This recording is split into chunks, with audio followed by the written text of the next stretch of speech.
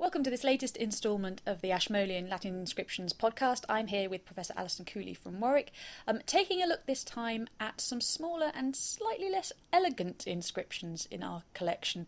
So we're looking at brick stamps today. These are repeated messages stamped on the clay before it's been fired that tell us information about the process of production behind the bricks. It gives us information about the landowner who owns the clay, about the workshop that produces the bricks, and sometimes also it contains images which acts as an immediate visual signifier of who is producing the bricks. If we look a bit more closely at some of the examples in our collection, the first thing that strikes me is that these are not bricks as we know them. I can see broken edges, so presumably these are not the entire originals. No, that's absolutely correct. Originally, Roman bricks are not in the slightest like a modern brick. A Roman brick in shape originally is much flatter, much larger, and some of them are even 2 feet square, basically. Yes, very big. So, obviously, if you think of, first of all, the act of preservation, the chances of bricks surviving in their entirety down 2,000 years is going to be quite slight. But we've also got the habit of collectors to chip away the rest of the brick, the boring bit of the brick, and to keep the wonderful inscription that's preserved as a stamp, either in a small circle or in a rectangle. If we now turn to some of the particular examples in the Ashmolean collection, we can see there's a real variety in their appearances.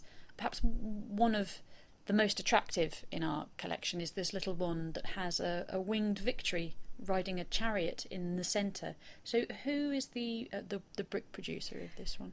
Well, it probably comes as no surprise to learn that this is actually connected with an emperor, because after all, images of victory are very much an imperial symbol of the time. Think Roman triumphs, think triumphal arches, for instance.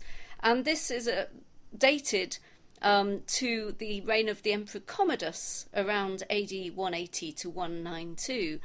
And the inscription on the brick reads, "Brick product from the estate of our emperor by Publicius Consors." So this is an example of a brick being produced to make money for the emperor by an individual who was working for him.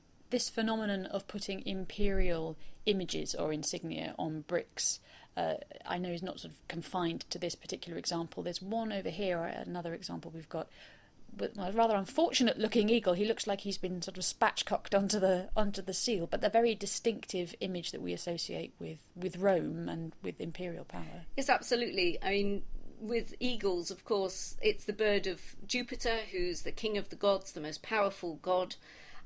So it then becomes used as a Roman military standard. The legions had eagles.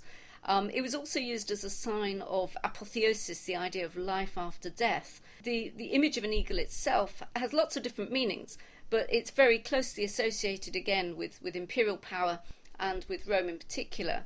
And in this particular example, the inscription tells us that the stamp was produced by the imperial financial department. And this is different from the other examples we've got because it doesn't name an individual. It's like having a department of the civil service almost, producing bricks that would then be used for buildings put up by the state. And if we turn to this third piece, which has been very tightly cut away from its brick to just leave that central stamp, we can see, is that a dog in the centre? It certainly seems to be a dog. We can see a dog front paw raised, moving forward, almost wagging its tail as we look, I think. But in fact, the inscription around the side of it, I think, implies it's not actually a dog, but a wolf, because the name of the landowner in this case is Marcus Rutilius Lupus, and lupus in Latin means wolf.